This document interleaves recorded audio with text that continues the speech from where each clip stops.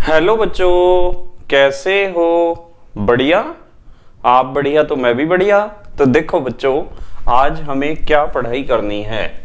आज है हमारे पास क्लास 11th का यूनिट नंबर 8 का वीडियो नंबर 17। तो बेटे ये 8वीं यूनिट का 17वां वीडियो है और इससे पहले 16 वीडियो आपको प्लेलिस्ट में भी मिल जाएंगे, नीचे डिस्क्रिप्शन में भी मिल जाएंगे और कुछ समय बाद आई बटन में भी लिंक आ जाएगा, जहां आप यूनिट नंबर 8 को पूरा पढ़ सकते हो, समझ सकते हो और अपने सुंदर से नोट्स बना सकते हो, जो एग्जाम में आपकी बहुत ज़्यादा हेल्प करेंगे। इसी के साथ साथ आपको नीचे डिस्क्रिप्शन में पीडीएफ नोट्स का लिंक भी मिल जाएगा और आप पीडीएफ नोट्स के लिए टेलीग्राम पर भी सर्च कर सकते हो KMD सहारनपुर। तो देखते हैं आज का हमारा टारगेट क्या है। आज बेटे हमें स्टार्ट करना है अपचयोपचय अभिक्रियाओं से संबंधित एनसीईआरटी के उदाहरण। तो जो आपकी अपचयोपचय अभिक्रिया यूनिट है, जिसे आप कहते हो रेडॉक्स अभिक्रियाएं या रेडॉक्स रिएक्शंस, यूनिट नंबर 8, तो उसके एनसीईआरटी के उदाहरण हमें आज स्टार्ट करने हैं। और ये एनसीईआरटी के उदाहरण का भाग नंबर 1 है। इसमें हम डिस्कस करेंगे उदाहरण नंबर 1 से उदाहरण नंबर 5 तक। ठीक है, तो एक एक क्वेश्चन को डिस्कस करेंगे कि एग्जाम्पल जो एनसीईआरटी में दिए होते हैं ना, ये बहुत इंपॉर्टेंट होते हैं। एनसीईआरटी के एग्जाम्पल, एनसीईआरटी के पाठ्यनिहित प्रश्न और एनसीईआरटी के अभ्यास प्रश्न, तो ये सब इंपॉर्टेंट चीजें हैं, इन्हें जरूर करके जाना चाहिए। जब आप किसी चैप्टर को कंप्लीट कर लेते हो तो चैप्टर को कंप्लीट करने के बाद आपको एनसीईआरटी के उदाहरण, पाठ्यनिहित प्रश्न और अभ्यास प्रश्न जरूर कर लेने चाहिए, या फिर उसके साथ साथ कर लेने चाहिए, टॉपिक के साथ साथ। ठीक है, क्योंकि इनमें से ही सबसे ज्यादा क्वेश्चन पूछे जाते हैं, चाहे बोर्ड एग्जाम हो या कोई कॉम्पिटिटिव एग्जाम हो। तो देखते हैं पहले एग्जाम्पल नंबर 8.1 यानी 8वीं यूनिट का पहला उदाहरण। इसमें कहा है, नीचे दी गई अभिक्रियाओं में पहचानिए कि किसका ऑक्सीकरण हो रहा है और किसका अपचयन। तो इसमें नीचे दी गई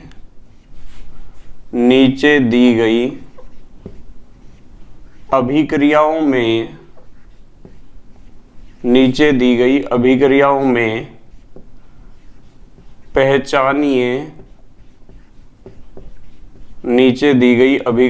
पहचानिए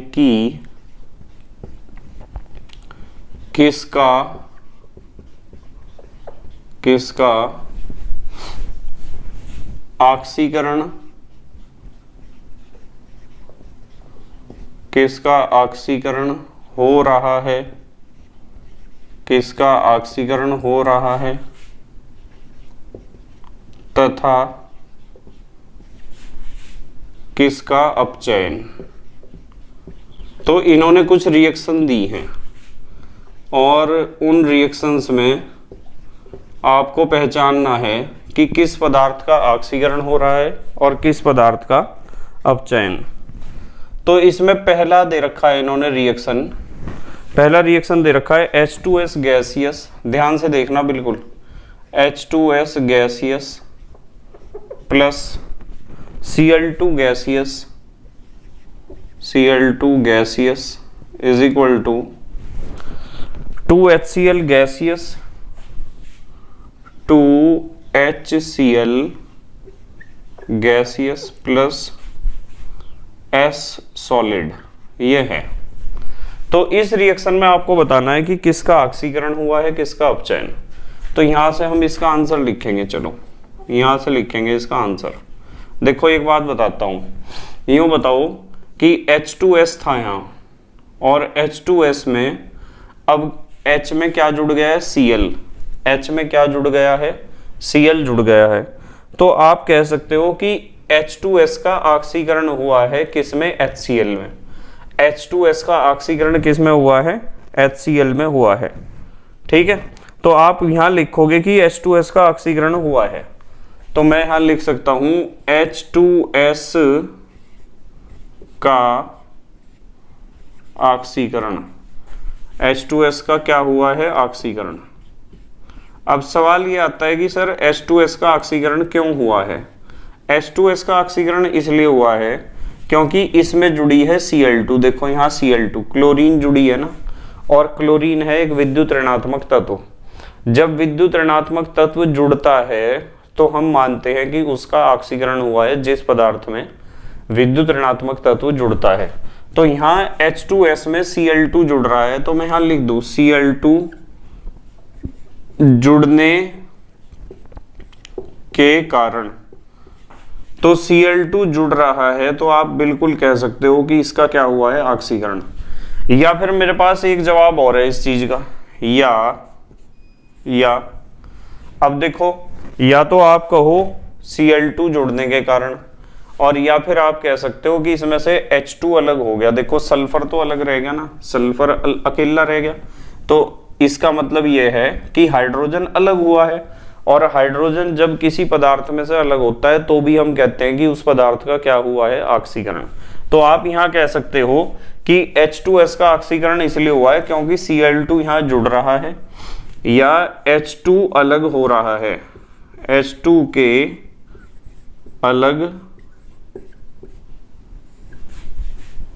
होने के कारण, H2 के अलग होने के कारण। तो यहाँ H2 अलग हो रहा है तो इसलिए भी आप कह सकते हो इसका क्या हुआ है, ऑक्सीकरण। तो कुल मिला के बात यह है कि H2S का तो हुआ है ऑक्सीकरण, ठीक है। उसके बाद इस Cl2 को देखो, Cl2 का हुआ है अपचयन। क्लोरीन का अपचयन क्यों हुआ है? क्लोरीन का अपचयन इसलिए हुआ है क्योंकि क्लोरीन में जुड़ गया है हाइड्रोजन, और जब किसी पदार्थ में हाइड्रोजन जुड़ता है तो उस पदार्थ का क्या कहते हैं, अपचयन हुआ है, ये कहते हैं हाइड्रोजन जुड़ने के कारण, जुड़ने के कारण।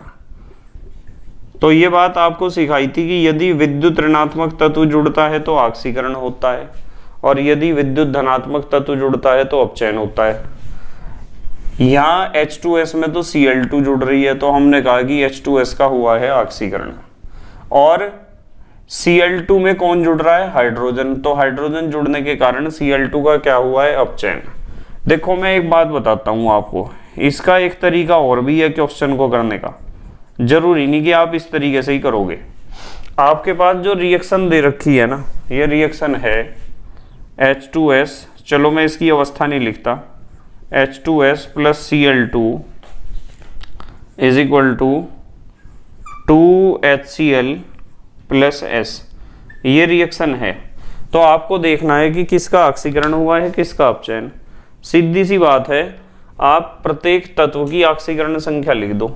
यहाँ हाइड्रोजन की ऑक्सीकरण संख्या +1 है, सल्फर की है -2, यहाँ स्वतंत्र अवस्था में है 0, हाइड्रोजन की +1 है और Cl की -1 है, सल्फर की 0 है। अब आप देख लो, यहाँ आपको पता चल रहा कि सल्फर की ऑक्सीकरण संख्या -2 है और यहाँ कितनी है, 0।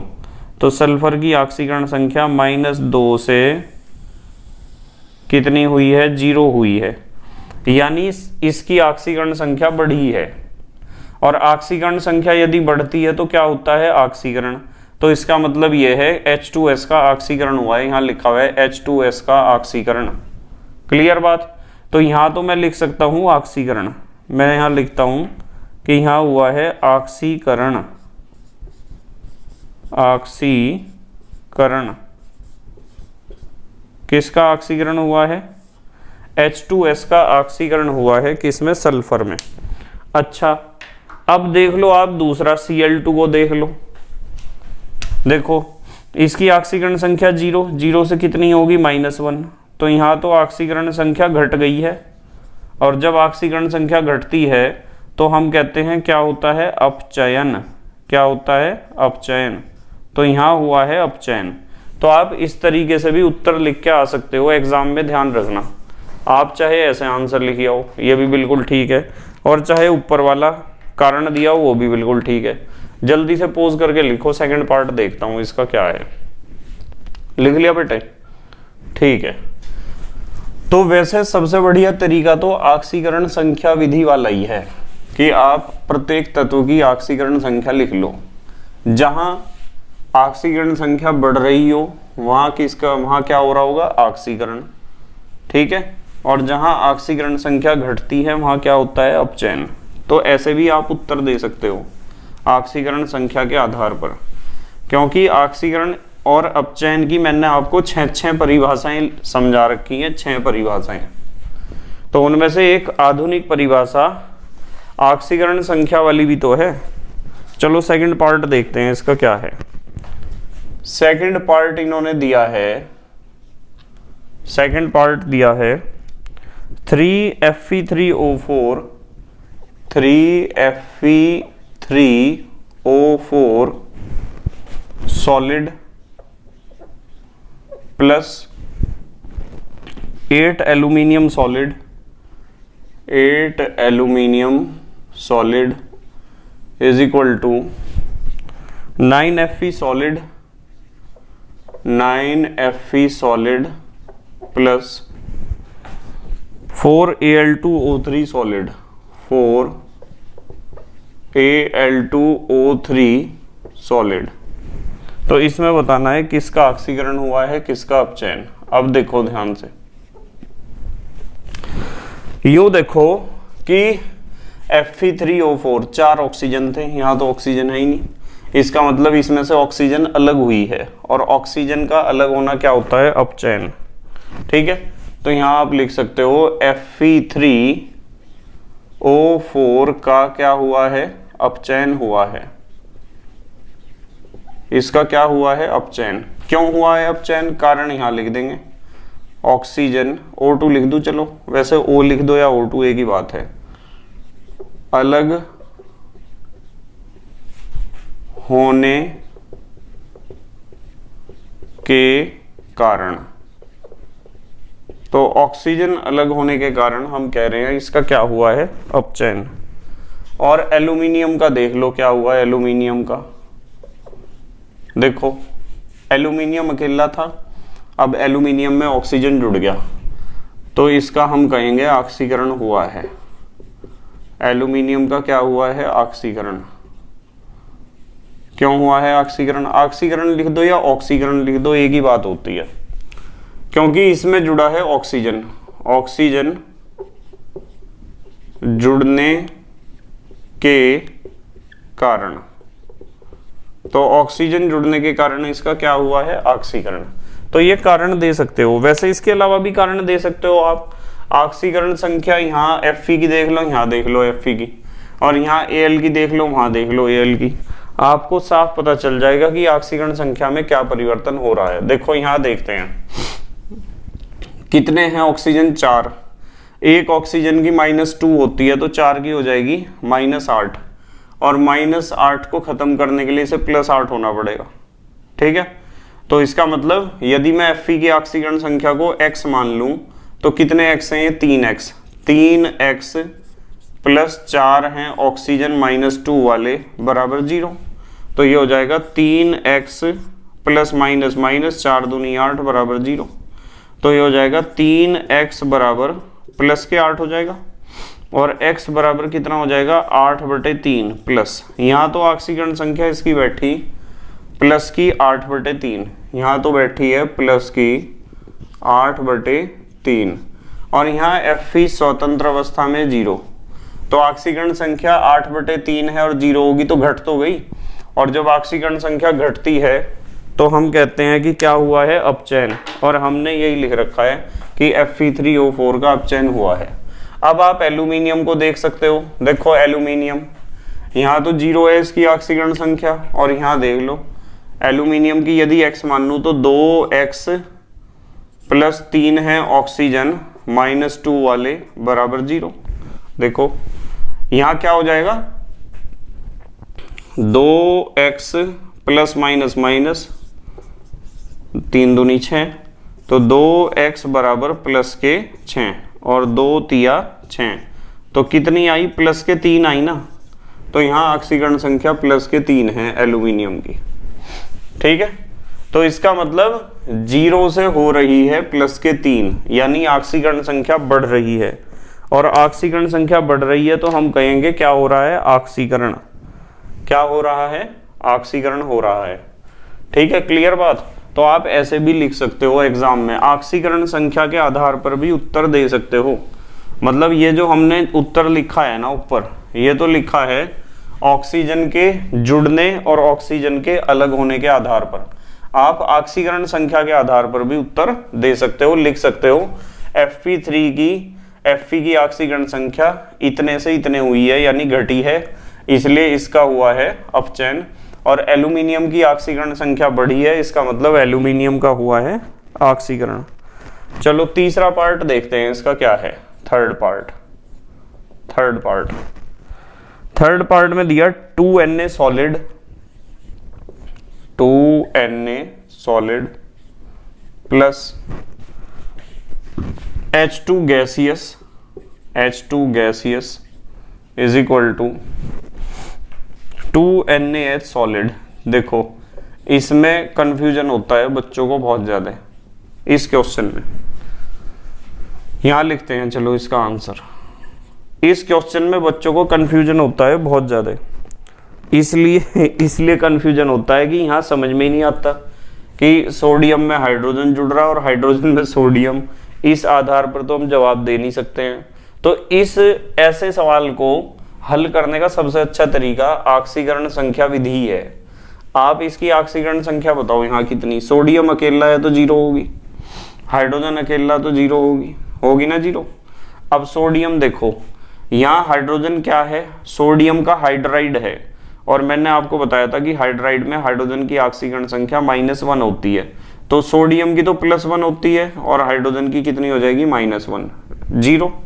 अब बताओ मुझे यूं बताओ कि ऑक्सीकरण संख्या किसकी बढ़ रही है। ऑक्सीकरण संख्या किसकी बढ़ रही है, सोडियम की 0 से +1 हो रही तो बढ़ रही ना। तो हम यहां लिखेंगे सोडियम का ऑक्सीकरण, सोडियम का क्या हो रहा है, ऑक्सीकरण। और सोडियम का ऑक्सीकरण क्यों हो रहा है पता है ना आपको। सोडियम का ऑक्सीकरण इसलिए हो रहा है, कारण यहां लिखेंगे ऑक्सीकरण संख्या बढ़ने के कारण। ऑक्सीकरण संख्या बढ़ रही है ना यहाँ सोडियम की, तो हमने कारण लिख दिया, ऑक्सीकरण संख्या बढ़ रही है, 0 से +1 हो रही है। और यहाँ हाइड्रोजन का क्या हो रहा है, अपचयन। हाइड्रोजन का अपचयन क्यों हो रहा है बताओ, कारण हाइड्रोजन की ऑक्सीकरण संख्या 0 थी और अब होगी -1, तो कारण लिखेंगे हम ऑक्सीकरण संख्या घटने के कारण। तो यहाँ ऑक्सीकरण संख्या क्या हो रही है, घट रही है। ठीक है, तो इस तरीके से ये क्वेश्चन सॉल्व करने हैं आपको। अच्छा जल्दी से पोज करके लिख लो आप, फिर अगला क्वेश्चन देखते हैं। पोज करके लिख लो, लिख लिया, ठीक है। चलो ये तो हो गया हमारा क्वेश्चन नंबर फर्स्ट, यानी उदाहरण नंबर 1। उदाहरण नंबर 1 में इन्होंने 3 पार्ट दे रखे थे और तीनों रिएक्शंस में हमें बताना था कि हर एक रिएक्शन में किस पदार्थ का ऑक्सीकरण हो रहा है और किस पदार्थ का अपचयन हो रहा है।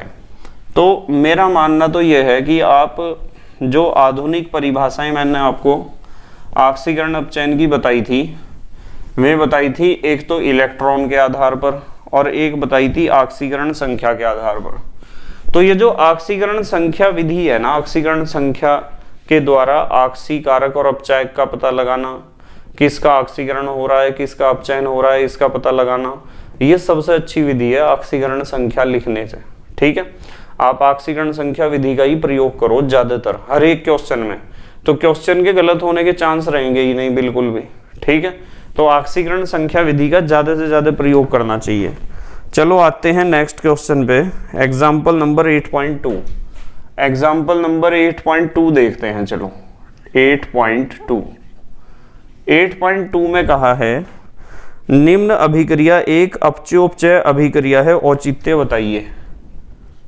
निम्न अभिक्रिया एक अपचयोपचय। अपचयोपचय का मतलब तो पता है आपको, रेडॉक्स। अपचयोपचय अभिक्रिया है, कॉमा औचित्य बताइए। औचित्य माने कारण,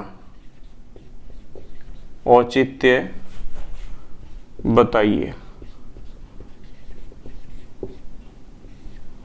ठीक है, अब देखो यहां से लिखते हैं इसका आंसर। पहले तो क्वेश्चन ही नहीं पूरा हुआ। रिएक्शन कौन सी है वो तो लिख लो पहले।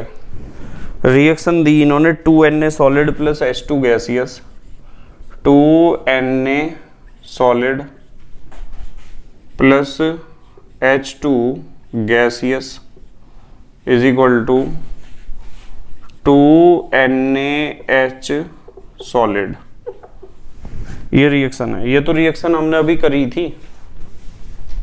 बताओ ये रिएक्शन करी थी या नहीं करी थी अभी?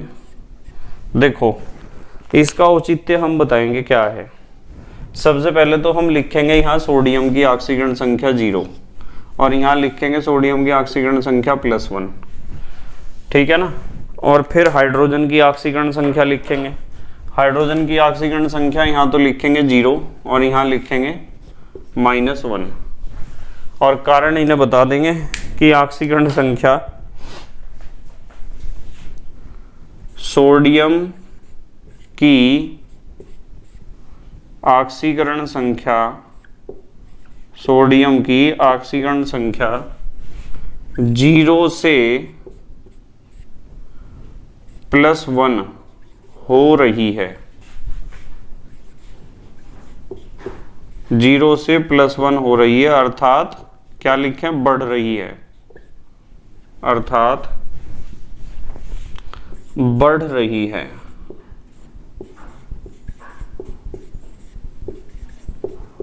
अतः सोडियम का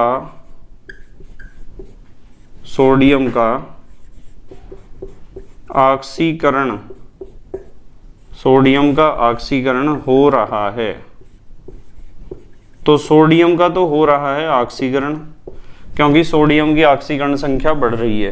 परंतु दूसरा कौन सा तत्व है, हाइड्रोजन। हाइड्रोजन की ऑक्सीकरण संख्या, हाइड्रोजन की ऑक्सीकरण संख्या 0 से -1 हो रही है।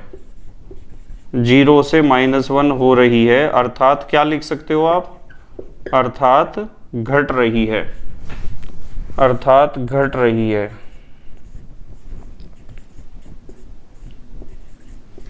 अतः हाइड्रोजन का क्या हो रहा है, अपचयन, अपचयन हो रहा है। हाइड्रोजन का अपचयन हो रहा है। ठीक है, हाइड्रोजन का क्या हो रहा है, अपचयन। तो एक का तो ऑक्सीकरण हो रहा है, एक का अपचयन, इसलिए यह एक रेडॉक्स, भाई अपचयोपचय को रेडॉक्स लिख दूं, रेडॉक्स अभिक्रिया है, क्योंकि इसमें एक पदार्थ का ऑक्सीकरण हो रहा है और एक पदार्थ का अपचयन हो रहा है। जिस अभिक्रिया में ऑक्सीकरण और अपचयन दोनों एक साथ होते हैं तो ऐसी अभिक्रिया को कहते हैं ऑक्सीकरण अपचयन अभिक्रिया। कारण हमने बता दिया इसका। जल्दी से पोज करके लिखो, अगला क्वेश्चन कराता हूं। फिर लिख लिया बेटे? ठीक है, चलो उदाहरण नंबर 8.3 देखते हैं। Example number 8.3।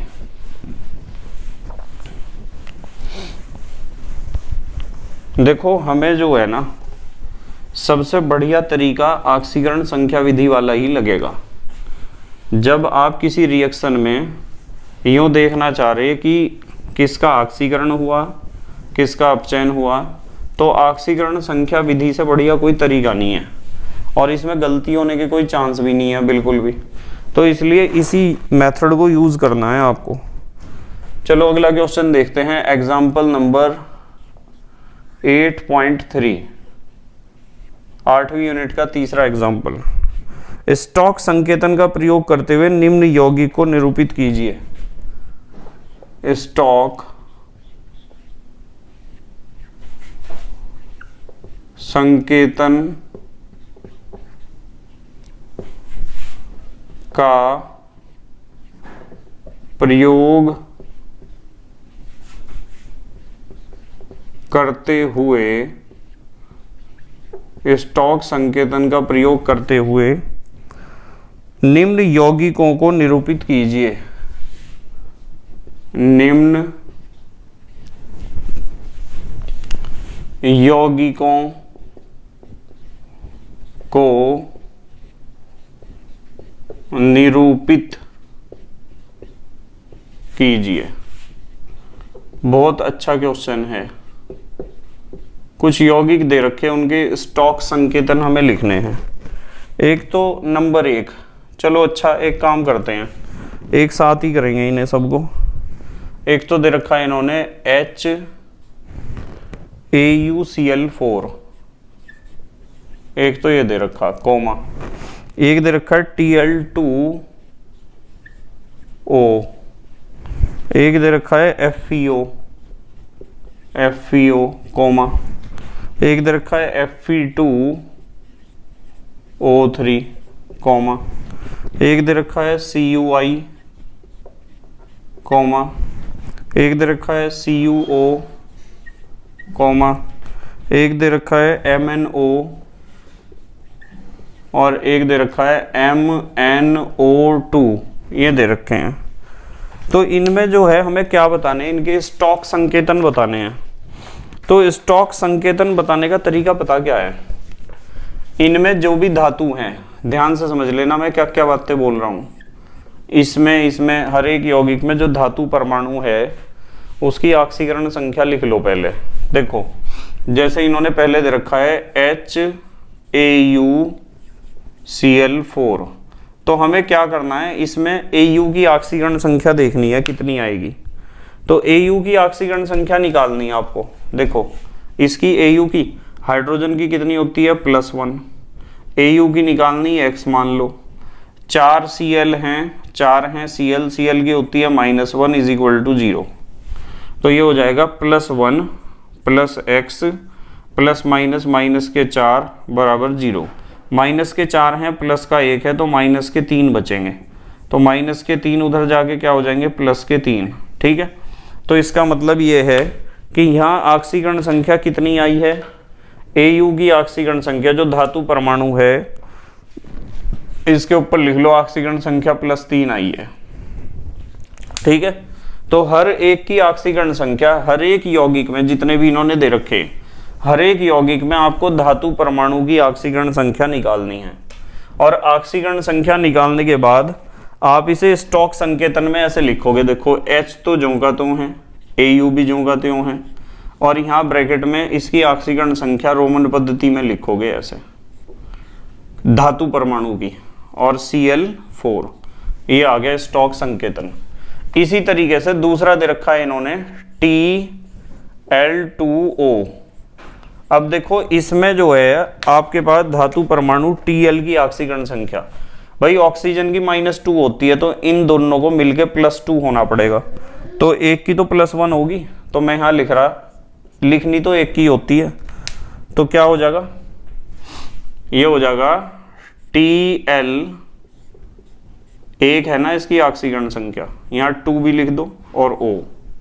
तो स्टॉक संकेतन में क्या होता है, जो धातु परमाणु है उसकी ऑक्सीकरण संख्या लिखनी होती है। तीसरा क्या है, FeO है ना, जैसे FeO देखो इसमें बताओ Fe की ऑक्सीकरण संख्या कितनी होगी, ऑक्सीजन की -2, तो इसकी कितनी हो जाएगी, अकेला है +2 हो जाएगी, और +2 हो जाएगी तो स्टॉक संकेतन लिख दो आप इसका, Fe +2 है तो सेकंड O। ठीक है, इसी तरीके से अगला दे रखा है Fe3O4, Fe2O3 है, Fe2O3। तो देखो ऑक्सीकरण संख्या -2 होती है और 3 है, तो 3 दूनी 6, माइनस के 6 को खत्म करने के लिए इन्हें प्लस के 6 होना पड़ेगा, और जब प्लस के 6 होना पड़ेगा तो आपको पता कि ये 2 हैं, तो दोनों के हिस्से में +3 +3 आएगा आवेश। तो इनकी ऑक्सीकरण संख्या एक परमाणु की तो +3 होगी, तो इसका स्टॉक संकेतन हो जाएगा Fe2 ऑक्सीकरण संख्या 3 O3। उसके बाद इन्होंने दे रखा है CuI। आयोडीन की कितनी होती है -1, तो Cu की कितनी हो जाएगी +1, तो +1 है। ऑक्सीकरण संख्या +1 है तो Cu फर्स्ट आई, ये फर्स्ट है ये आई है, ध्यान रखना कभी कंफ्यूजन हो जाए। उसके बाद दे रखा है इन्होंने CuO, चलो यहाँ लिख लेते हैं, और यहाँ लिख लें, यहाँ लिख लेते हैं, चलो क्या दे रखा है CuO। अब बताओ मुझे CuO में ऑक्सीजन की होती है -2, -2 को खत्म करने के लिए इसे +2 होना पड़ेगा, तो इसकी ऑक्सीकरण संख्या कितनी हो जाएगी Cu सेकंड O। उसके बाद है MnO, इसमें भी आपको पता चल रहा होगा। MnO में क्या पता चल रहा, -2 होती है इसकी, -2 को खत्म करने के लिए +2, तो इसका भी क्या हो जाएगा फार्मूला, इसका फार्मूला हो जाएगा Mn सेकंड ऑक्साइड। उसके बाद MnO2 में देखो ऑक्सीजन की कितनी होती है, -2 पर 2 ऑक्सीजन है तो -4 को खत्म करने के लिए इसे कितना होना पड़ेगा +4 होना पड़ेगा, और +4 होना पड़ेगा तो स्टॉक संकेतन लिख दोगे Mn4O2, ठीक है। तो ये सारे क्या हैं, स्टॉक संकेतन हैं। ये स्टॉक संकेतन आपको लिखने आने चाहिए। इसमें ध्यान रखना होता है धातु परमाणु की ऑक्सीकरण संख्या का, ठीक है। जल्दी से पोज करके लिखो या स्क्रीनशॉट लो, अगला क्वेश्चन कराता हूं फिर मैं। लिख लिया बेटे, लिख लिया, ठीक है। या तो आप पोज करके लिख लिया करो या स्क्रीनशॉट ले लिया करो। सबसे अच्छा तरीका यही होता है कि आप साथ साथ नोट्स बनाते रहो। यदि आप साथ के साथ नोट्स बनाते हो ना तो बहुत सही है आपका तरीका, और यदि आप साथ साथ नोट्स नहीं बनाते हो तो उसका एक तरीका यह है कि बस आप समझ लो पहले, और फिर जो PDF नोट्स हैं, PDF नोट्स तो पता है आपको, टेलीग्राम पे हैं, KMD सहारनपुर चैनल है जो हमारा, तो वहाँ से PDF नोट्स देख लो, आप उनमें से लिख लो। यदि आप उन्हें प्रिंट आउट करने के चक्कर में पढ़ोगे तो बहुत पैसे लग जाएंगे, तो उन्हें प्रिंट आउट तो करना नहीं है, प्रिंट आउट तो निकलवाना नहीं है, आपको उन्हें लिखना है वहां से भी, ठीक है। या फिर मोबाइल से पढ़ सकते हो तो मोबाइल से पढ़ लो, पर मोबाइल से इतना पढ़ना बहुत मुश्किल काम होता है, इसलिए उन्हें अपने नोट्स ही बना लेने चाहिए सब बच्चों को, ठीक है। चलो अगला क्वेश्चन देखते हैं। अब है हमारे पास क्वेश्चन नंबर, एग्जाम्पल नंबर 8.4 है, एग्जाम्पल नंबर 8.4। 8.4 में कहा है सिद्ध कीजिए कि निम्नलिखित अभिक्रिया अपचयोपचय अभिक्रिया है। सिद्ध कीजिए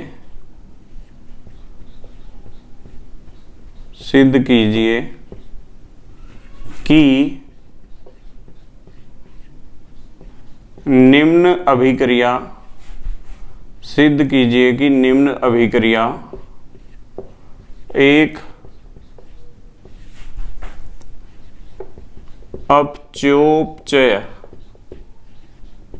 अपचयोपचय की जगह आप क्या लिख सकते हो, रेडॉक्स, अपचयोपचय अभिक्रिया है।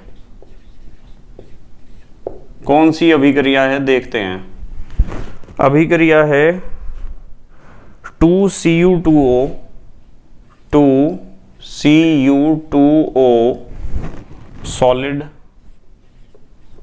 Plus Cu2S solid is equal to 6Cu solid plus SO2 gaseous इस रिएक्शन को चेक करना है कि रेडॉक्स रिएक्शन है या नहीं है, सिद्ध करना है कि ये रेडॉक्स रिएक्शन है। चलो यहां से करेंगे इसे सॉल्व। इस रिएक्शन को लिख लो आप 2Cu2O solid plus Cu2S solid is equal to 6Cu solid plus SO2 gaseous. तो मैंने आपको बताया कि यदि आपको ये देखना कि किस पदार्थ का ऑक्सीकरण हो रहा, किसका अपचयन हो रहा, और आपको यूँ देखना कि रेडॉक्स रिएक्शन है या नहीं है, तो सबसे अच्छा तरीका होता है ऑक्सीकरण संख्या विधि का। आप देखो यहाँ ऑक्सीजन की ऑक्सीकरण संख्या कितनी होगी, -2, तो इसे +2 होना पड़ेगा, पर ये 2 हैं तो हर एक के हिस्से में आवेश आएगा +1, तो यहाँ हमने लिख दिया +1। ठीक है, अब यहाँ देख लो सल्फर ऑक्सीकरण संख्या -2। ठीक है, क्यों -2 मैं बता रहा आपको पता होना चाहिए कि सल्फर छठे वर्ग का तत्व है, ऑक्सीजन का भाई है, और छठे वर्ग कह दो या 16वां वर्ग कह दो, एक ही बात है। यदि आप आधुनिक आवर्त सारणी में यानी मेंडलीफ की जो संशोधित आवर्त सारणी उसमें देखोगे तो छठे वर्ग में है, और दीर्घाकार आवर्त सारणी में देखोगे तो 16वें वर्ग में है। तो 16वें वर्ग में है तो भारी कक्षा में सल्फर के कितने इलेक्ट्रॉन होंगे, 6 इलेक्ट्रॉन होंगे, और 6 इलेक्ट्रॉन है तो 8 करने के लिए 2 की तो जरूरत है, 2 की जरूरत है, इसलिए हमने लिखा है यहाँ ऑक्सीकरण संख्या कितनी होती है, -2। -2 को कैंसिल करने के लिए इन दोनों को +2 होना पड़ेगा, तो दोनों में से हर एक के हिस्से में आवेश आएगा +1। यहाँ आ जाओ, अकेला कॉपर है 0, और यहाँ आ जाओ सल्फर की विद्युत ऋणात्मकता ज्यादा है, -2 होते हैं, सॉरी ऑक्सीजन की ज्यादा है, ऑक्सीजन का -2 पर 2 है तो -4, -4 को खत्म करने के लिए सल्फर को होना पड़ेगा +4। अब देख लो जरा आप इन ऑक्सीकरण संख्याओं को ध्यान से देखो, आपको एक बात पता चलेगी कि कॉपर की ऑक्सीकरण संख्या देखो जरा, कॉपर की ऑक्सीकरण संख्या +1 थी, और +1 से कितनी होगी देखो, +1 से 0। कॉपर की ऑक्सीकरण संख्या +1 से 0, चाहे यहां से चेक कर लो चाहे यहां से चेक कर लो, यहां भी +1 थी, तो कॉपर की ऑक्सीकरण संख्या +1 से 0 हुई है। इसका मतलब कॉपर की ऑक्सीकरण संख्या घटी है, और ऑक्सीकरण संख्या घटी है, इसका मतलब कॉपर ऑक्साइड का क्या हुआ है, अपचयन। ऑक्सीकरण संख्या घटी तो अपचयन। ये वैसे भी देख लो आप, इसके पास ऑक्सीजन था, इसके पास ऑक्सीजन है कहीं, है ही नहीं, तो इसका मतलब अपचयन हुआ है। अब आप देख लो सल्फर को, सल्फर की ऑक्सीकरण संख्या कितनी थी, -2, और यहां देख लो कितनी होगी, +4। इसका मतलब सल्फर की ऑक्सीकरण संख्या बढ़ गई है, और जब ऑक्सीकरण संख्या बढ़ती है तो क्या होता है, ऑक्सीकरण। क्या होता है, ऑक्सीकरण। तो आप लिख सकते हो Cu2O, ठीक है, का क्या हुआ है, +1 से 0 अपचयन, इसका तो हुआ अपचयन। और कोमा करके लिखता हूं, Cu2S लिख दूं, Cu2S का क्या हुआ है, ऑक्सीकरण। क्यों हुआ है, कारण बता दिया मैंने आपको, क्योंकि ऑक्सीकरण संख्या बढ़ी है। इन्होंने कहा था सिद्ध कीजिए, ठीक है। तो Cu2O का अपचयन इसलिए हुआ है क्योंकि यहां ब्रैकेट में लिख सकते हो आप Cu की ऑक्सीकरण संख्या, Cu की ऑक्सीकरण संख्या +1 से 0 हुई है, +1 से 0 यानी घटी है, इसलिए कहा हमने इसका अपचयन हुआ। और यहां इसकी ऑक्सीकरण संख्या क्या हुई है, सल्फर की -2 से +4, सल्फर की ऑक्सीकरण संख्या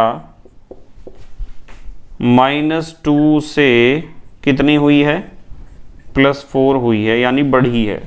और जब ऑक्सीकरण संख्या बढ़ती है तो क्या होता है, ऑक्सीकरण। ठीक है, समझ में आई ना बात। तो ध्यान रखना है आपको, मतलब कंफ्यूजन ये नहीं होना चाहिए कि सर आपने Cu2O का तो कह दिया कि ऑक्सीकरण हो गया, पर Cu2S का नहीं कह रहे आप।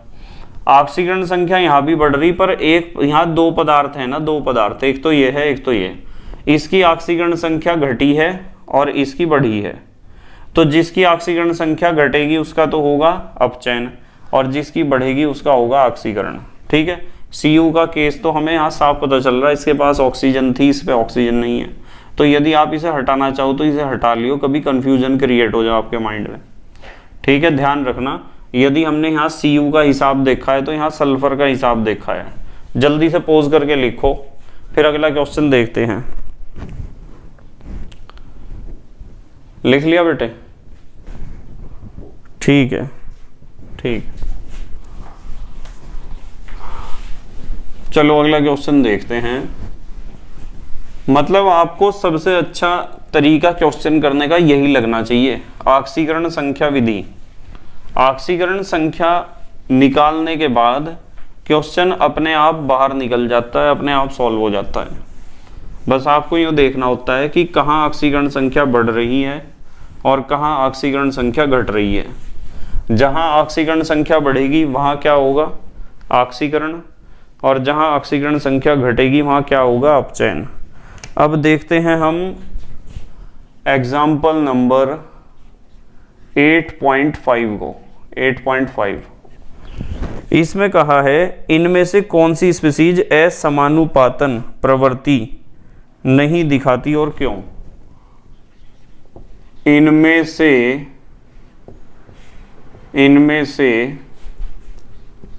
कौन सी स्पीसीज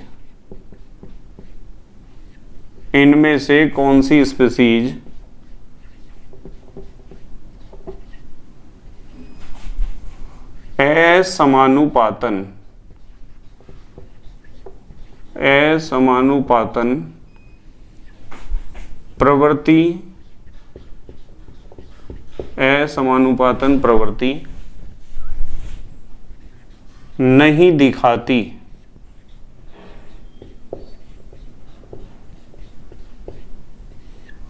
और क्यों?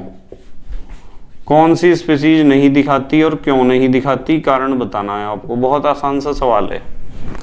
दे रखा है इन्होंने, एक तो स्पीसीज दे रखी है ClO नेगेटिव, एक दे रखी है ClO2 नेगेटिव, एक दे रखी है ClO3 नेगेटिव और एक दे रखी है ClO4 नेगेटिव। हमें बताना है कि इनमें से कौन सी स्पीसीज ऐसी है जो असमानुपातन प्रवृत्ति नहीं दिखाती है। देखो एक बात बताऊंगा आपको पता है ना, असमानुपातन अभिक्रिया उसे कहते हैं जिसमें उसी पदार्थ का तो ऑक्सीकरण होता है और उसी का अपचयन होता है।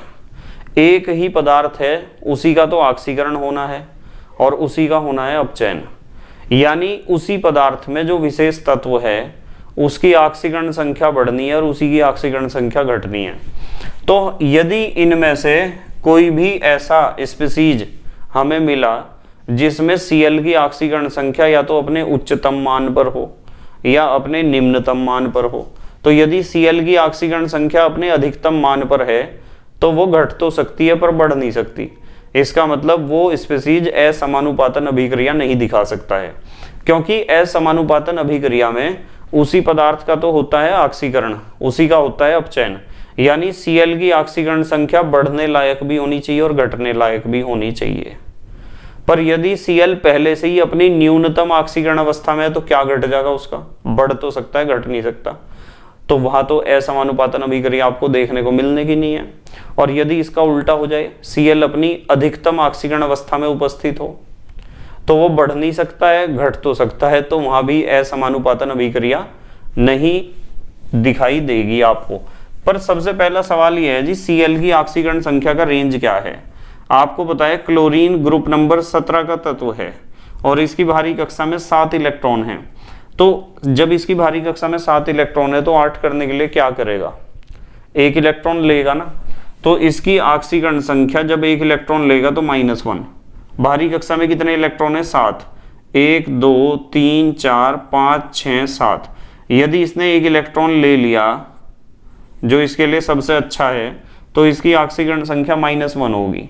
और बुरे से बुरा क्या होगा इसके साथ, ये सातों इलेक्ट्रॉन अपने छोड़ दे बाहर, और यदि इसने सातों इलेक्ट्रॉन अपने बाहर छोड़ दिए तो इसके ऊपर आवेश आ जाएगा +7। तो Cl की ऑक्सीकरण संख्या का रेंज ये है -1 से +7 तक। क्या है? -1 से +7 तक। यदि कहीं इन सारी स्पीसीज में मुझे Cl की ऑक्सीकरण संख्या कहीं भी -1 मिल गई, तो मैं कहूंगा कि वो स्पीसीज असमानुपातन अभिक्रिया नहीं दिखाएगी, क्योंकि Cl अपनी न्यूनतम ऑक्सीकरण अवस्था में तो घट तो सकता ही नहीं। यानी उस पदार्थ का जहां Cl -1 अवस्था दिखाएगा उस पदार्थ का ऑक्सीकरण तो हो सकता है, क्योंकि ऑक्सीकरण संख्या बढ़ने का तो रेंज है पर घटने का रेंज नहीं है। इसका मतलब यदि किसी स्पीसीज में Cl -1 ऑक्सीकरण संख्या दिखा रहा है तो समझ जाओ कि वो स्पीसीज असमानुपातन अभिक्रिया नहीं दिखा सकती। इसी तरीके से यदि किसी स्पीसीज में Cl अपनी +7 ऑक्सीडेशन स्टेट शो कर रहा है तो समझ जाओ कि वो स्पीसीज भी असमानुपातन अभिक्रिया यानी डिस्प्रपोर्शनेशन रिएक्शन नहीं दिखा सकती। इसलिए नहीं दिखा सकती कि इस अवस्था में ऑक्सीकरण संख्या बढ़ तो सकती नहीं, घट तो सकती है, यानी इसका ऑक्सीकरण नहीं हो सकता, अपचयन तो इसका हो सकता है। तो हमें -1 और +7 ढूंढना है, कहीं है या नहीं है। तो ढूंढना शुरू करें। चलो ढूंढ रहे। हमारे पास स्पीसीज हैं, एक तो है ClO नेगेटिव, एक है ClO2 नेगेटिव, एक है ClO3 नेगेटिव और एक है ClO4 नेगेटिव। अब इनमें ऑक्सीकरण संख्या देखते हैं। चलो बताओ, Cl की ऑक्सीकरण संख्या x मान ली और ये है ऑक्सीजन की होती है -2 बराबर 0 तो लिख नहीं सकते, ऊपर -1 आवेश है, तो ये जाएगा x -2 बराबर -1, तो x बराबर हो जाएगा -1 और ये माइनस का 2 उधर जाके प्लस का 2, x बराबर किसके आ जाएगा +1 के। इसका मतलब यहाँ ऑक्सीकरण संख्या कितनी आई? +1 आई। भाई +1 आई, कोई दिक्कत नहीं, +1 से घट भी सकती है, घट के कितनी हो सकती है -1 और बढ़ के कहाँ तक जा सकती है +7 तक। इसका मतलब ये तो असमानुपातन अभिक्रिया दिखाएगा ClO नेगेटिव, क्योंकि -1 तो नहीं है ना, यहाँ +1 है, +1 से तो घट के -1 हो सकती है। अब आ जाओ आप इस पे ClO2 नेगेटिव पे, इस पे आ जाओ। चलो ClO2 नेगेटिव, Cl की ऑक्सीकरण संख्या हमने मान ली x, 2 हैं ऑक्सीजन -2 वाले इज इक्वल टू -1, ये हो जाएगा x प्लस माइनस माइनस और 2 दूनी 4 इज इक्वल टू -1, ये हो जाएगा x इज इक्वल टू -1 और ये उधर जाके प्लस का हो जाएगा x is equal to plus के 3। कितना है? प्लस का 3 है, ठीक है, प्लस का 3 है। तो मैं इसके ऊपर लिख देता हूं, इसकी ऑक्सीकरण संख्या हुई भाई प्लस की 3। तो प्लस की 3 घट भी सकती है और बढ़ भी सकती है। -1 से +7 तक का रेंज है ना इसका। चलो अगले को देखते हैं, ClO3 नेगेटिव को देखते हैं। चलो ClO3 नेगेटिव, Cl की मान ली मैंने x, 3 है ऑक्सीजन -2 वाले is equal to -1, x plus minus minus और 3 दूनी 6 is equal to -1, x is equal to -1 और प्लस का 6, x is equal to plus के 5। तो इसकी ऑक्सीकरण संख्या लिख देता हूँ ऊपर प्लस के 5, प्लस के 5। ये भी +7 तो नहीं है ना, +7 होती तो दिक्कत होती।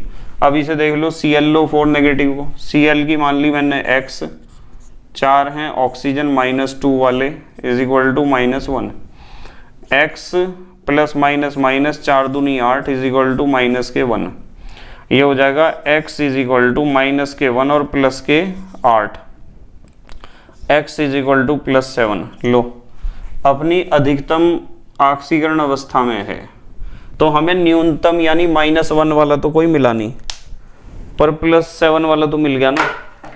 और जब इसकी ऑक्सीकरण संख्या यहाँ Cl की +7 है तो ऑक्सीकरण संख्या बढ़ तो सकती नहीं है, +7 से ऊपर तो ऑक्सीकरण संख्या दिखाता ही नहीं है Cl, घट सकती है।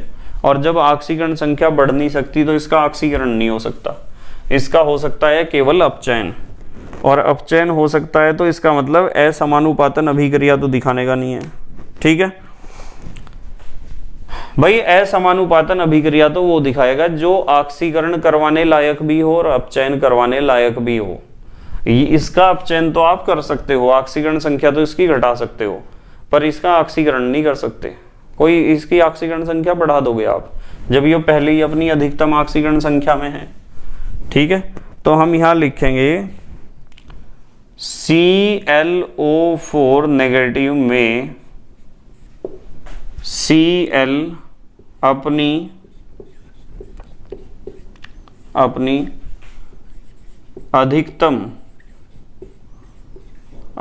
अधिकतम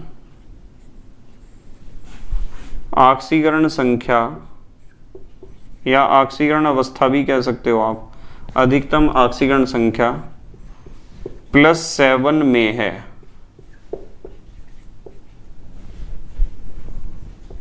अतः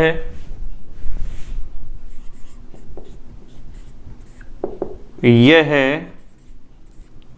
असमानुपातन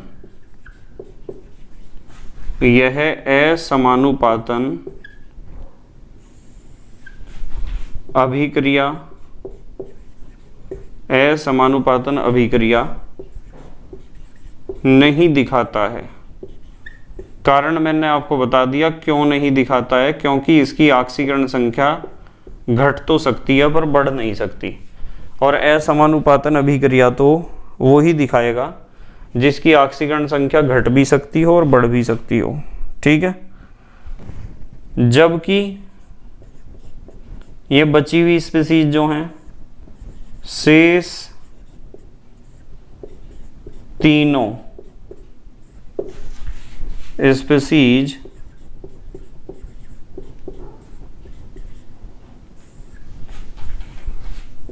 दिखाती हैं, क्या दिखाती हैं? असमानुपातन अभिक्रिया।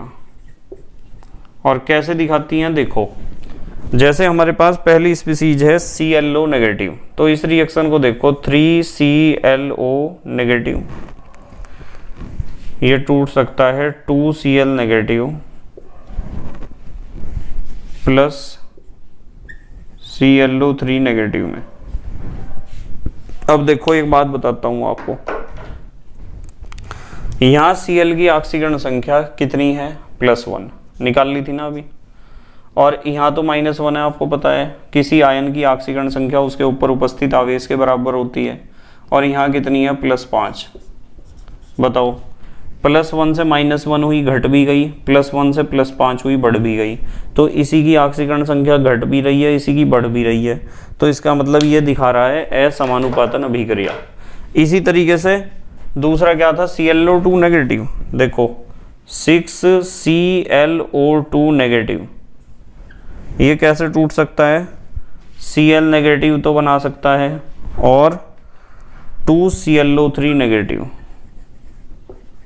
अब देखो ऑक्सीकरण संख्या में परिवर्तन हुआ या नहीं हुआ, बढ़ी या घटी? नहीं। ClO2 नेगेटिव, ClO2 नेगेटिव में Cl की होती है +3, और यहाँ +3 से -1 हुई, घटी, और यहाँ ClO3 नेगेटिव में Cl की कितनी होती है? +5, ये लिख दी +5। तो यहाँ तो ऑक्सीकरण संख्या घट भी रही और यहाँ बढ़ भी रही, तो दोनों ही काम हो रहे। इसका मतलब ये ClO2 नेगेटिव भी असमानुपातन अभिक्रिया दिखाता है। जबकि इसे देख लो, चलो 4ClO3 negative is equal to Cl negative plus 3ClO4 negative. अब देखो ध्यान से जरा, ऑक्सीकरण संख्या देखो इनकी, यहाँ आपको पता है ClO3 नेगेटिव में कितनी होती है? Cl की +5 होती है, लिख दी +5। +5 से -1 हो रही तो घट रही, और इसमें कितनी होती है? +7, और +5 से +7 हो रही तो बढ़ रही। तो ये ऑक्सीकरण संख्या घटा भी सकते हैं, बढ़ा भी सकते हैं, क्योंकि इनकी ऑक्सीकरण संख्या अपने न्यूनतम मान या उच्चतम मान पर नहीं है। यदि किसी यौगिक में मुख्य तत्व की ऑक्सीकरण संख्या अपने न्यूनतम मान पर है या उच्चतम मान पर है, तो आप समझ जाओ कि वो असमानुपातन अभिक्रिया नहीं दिखा सकता।